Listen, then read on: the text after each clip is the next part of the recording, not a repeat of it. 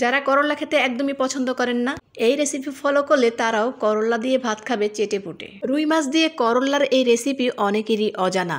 তো প্রথমেই বলে রাখি, ভিডিওটি ভালো লাগলে চ্যানেলটি সাবস্ক্রাইব করে পাশেই থাকুন এবং পাশে থাকা বেল আইকনে প্রেস করে দিন, তাহলে সবার আগে আমার সব ভিডিওর নোটিফিকেশন সবার আগে পেয়ে যাবেন। আর যারা ফেসবুক থেকে দেখছেন তারা পেজটি ফলো দিয়ে রাখবেন। তো আসসালামু আলাইকুম বন্ধুরা, কেমন আছেন সবাই? আশা করি সবাই অনেক বেশি ভালো আছেন। আজকের রেসিপিতে থাকছে রুই মাছ দিয়ে করলার একটা নতুন রেসিপি শেয়ার করব। আশা করি এই রেসিপিটি সবার কাছে অনেক বেশি ভালো লাগবে।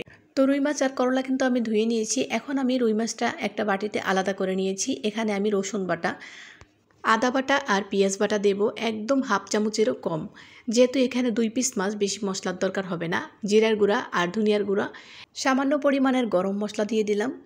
তো এখন আমি দিয়ে দেবো এখানে হলুদ এবং মরিচের গুঁড়া। তো খুব সামান্য সামান্য পরিমাণের দিয়ে দিলাম। আর একটুখানি লবণ দিয়ে দেব পরিমাণ মতন। তারপরে এই মশলাগুলো দিয়ে মাছটাকে খুব ভালোভাবে মেখে নেব। মাছটাকে মেখে নেওয়া হয়ে গেলে এক সাইডে রেখে দেব। এটা কিছুক্ষণ ম্যারিনেট হবে, তাহলে হবে কি মশলাটা মাছের ভিতরে প্রবেশ করবে। তো মাছটার ভিতরে মশলাটা যাওয়ার জন্য আমি কিছুক্ষণ রেখে দেব। তো এদিকে আমি করলাতে হলুদ আর লবণ দিয়ে মেখে নেব। তো করলাটায় আমি 1.5 চামচ পরিমাণের হলুদ দিয়ে দিলাম, হলুদের গুঁড়াটা, আর এখানে পরিমাণ মতন লবণটা দিয়ে দেব। পরবর্তীতে আমি আর লবণ দেব না, তো এখন আমি একবারে লবণটা দিয়ে দিলাম। তারপরে খুব ভালোভাবে মেখে নিচ্ছি। করলার এই রেসিপিটি ট্রাই করার পরে এখন করলা কিনলেই এই রেসিপিটাই সবাই খেতে চায়, এটাই তৈরি করে দিতে হয়। এতটা মজার হয়, এই রেসিপিটা ট্রাই না করলে একদমই বুঝতে পারবেন না। তো আমি বলবো একবার হলেও এই রেসিপিটি ট্রাই করে দেখবেন। তো এখন আমি প্যানে তেল দিয়ে দিলাম, তারপর চুলাটা জ্বালিয়ে দেব।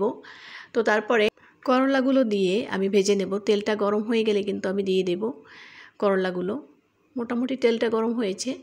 তো আমি এই করলাগুলোকে এখন ফ্রাই করে নেব।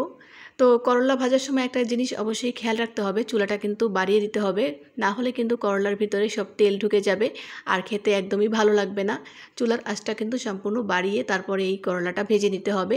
এটা ভেজে নিলেই কিন্তু একদম সেদ্ধ হয়ে যাবে। আর করলাটা এরকম ভেজে নিলে হবে কি, তেতোটা একদম কমে যাবে করলা থেকে। তো তেতো লাগবে না খেতে। যারা করলা খেতে ভালোবাসেন না তেতো লাগার ভয়ে, তারাও কিন্তু এই রেসিপিটা খুবই মজা করে খাবে। কারণ এইভাবে করলাটা রান্না করার পরে বা ভাজার পরে যেভাবেই করেন না কেন, এই করলাটা খেতে তিতা লাগবে না। তো আমি কিন্তু সব করলাগুলো ভেজে নিয়েছি। এখন আমি পেঁয়াজ ভেজে নেব। তো পেঁয়াজ বেরেস্তা করে নেব। আমি এখানে 1 কাপের মতন পেঁয়াজ দিয়ে দিয়েছি। তো এগুলোকে আমি বেরেস্তা করে নেব। পেঁয়াজটাকে একটু বাদামি কালার করে ভেজে নেব, লাল কালার করে। এই রেসিপিতে পেঁয়াজটা একটু বেশি দিলে খুব মজার হয় খাবারটা খেতে। তো আপনারাও চেষ্টা করবেন একটু পেঁয়াজটা বেশি দিতে আর এরকম একটু বেশি তেলে ভেজে নিতে, তাহলে খেতে বেশি মজার হবে। তো পেঁয়াজটা ভাজা হয়ে গেলে তারপর কিন্তু আমি তুলে নেব। করলার এই রেসিপি অনেকেরই অজানা। তো আজকে দেখে নিয়ে অবশ্যই এই রেসিপিটি ট্রাই করে দেখবেন, তাহলেই বুঝতে পারবেন আসলে এটা কতটা মজার হয়। তো পেঁয়াজটা কিন্তু ভাজা হয়ে গেছে, আমি তুলে নিচ্ছি। তো পেঁয়াজটা ভালোভাবে তুলে নিয়ে তারপরে কিন্তু আমি এই তেলেই আবার মাছটা ভেজে নেব। তো এখন আমি মাছগুলোকে ভেজে নেব এই তেলেই। তো আমি কিন্তু এখন চুলার আঁচটা কমিয়ে দিয়েছি, না হলে মাছটা পুড়ে যাবে আর ভিতরটা সেদ্ধ হবে না। তো একদম চুলার আঁচটা কমিয়ে তারপরে মাছটা কিন্তু আমি 10 মিনিটের মতন আস্তে আস্তে ফ্রাই করে নিয়েছি। তো মাছটা অবশ্যই ভালোভাবে ফ্রাই করে নিতে হবে, তা না হলে মাছের ভিতরটা কাঁচা থেকে যাবে। তো আমি অনেকক্ষণ এটাকে ফ্রাই করে নিয়েছি, এখন জাস্ট এটাকে তুলে নিচ্ছি। হয়ে গেছে মাছটা ভাজা। তো এখন আমি করলা, পেঁয়াজ বেরেস্তা আর মাছটা কিন্তু একটু বেছে নিয়েছি, কাঁটাগুলোকে ছাড়িয়ে নিয়েছি, আর এখানে কাঁচা পেঁয়াজ দিয়ে দেব। তো আমি 1/2 কাপের মতন কাঁচা পেঁয়াজ এখানে দিয়ে দিচ্ছি। আর শুকনো মরিচ আগে থেকে টেলে রেখেছিলাম, সেগুলো কিছুটা দিয়ে দিলাম। আপনারা আপনাদের পরিমাণ অনুযায়ী দিবেন, যদি ঝাল খেতে বেশি পছন্দ করেন তাহলে বেশিটা দিয়ে দেবেন। আর এখানে আমি দিয়ে দিলাম সরিষার তেল। তো এখানে আমি আর লবণ দেব না, কারণ আমি লবণটা আগেই দিয়েছি। এখন আমি জাস্ট এটাকে মেখে নেব। তো এটা মেখে নিলেই ভর্তাটা তৈরি হয়ে যাবে। এই ভর্তাটা খেতে অসম্ভব মজার হয়। যারা এখনও তৈরি করেননি তারা অবশ্যই ট্রাই করে দেখবেন।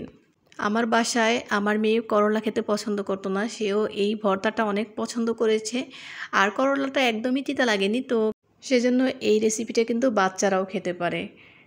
আমি এখন একটা বাটিতে তুলে নিচ্ছি। হয়ে গেল আমার করলা দিয়ে রুই মাছের ভর্তা রেসিপি। আশা করি এই রেসিপিটি আপনাদের কাছে অনেক বেশি ভালো লেগেছে। প্রিয় বন্ধুরা, রেসিপিটি ভালো লাগলে চ্যানেলটি সাবস্ক্রাইব করতে একদমই ভুলবেন না এবং লাইক কমেন্ট শেয়ার করে পাশে থাকবেন। যারা ফেসবুক থেকে দেখছেন তারা পেজটি ফলো দিয়ে রাখবেন।